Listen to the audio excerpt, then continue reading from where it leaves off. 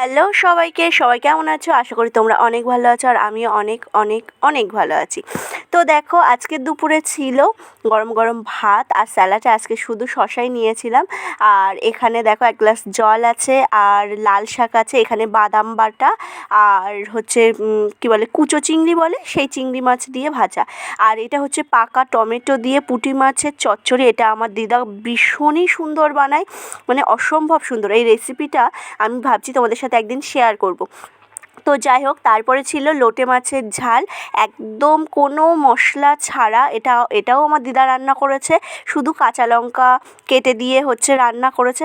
এটাও খুবই সুন্দর হয়। সব কটাই কিন্তু কাঁচা মাছ দিয়ে করা, মানে মাছগুলো ভেজে নেয়নি। পুঁটি মাছও ভাজা না, লোটে মাছও ভাজা না। তো এই ছিল আমার আজকের মেনু। তো সবাই ভালো থেকো, সুস্থ থেকো। আর আমি বরাবরের মতো মানে এমন সময় এডিট করতে বসে আশেপাশ দিয়ে প্রচুর সাউন্ড আসে, তার জন্য আমি খুবই খুবই দুঃখিত। তো আজকের মতো এই পর্যন্ত, টাটা সবাইকে।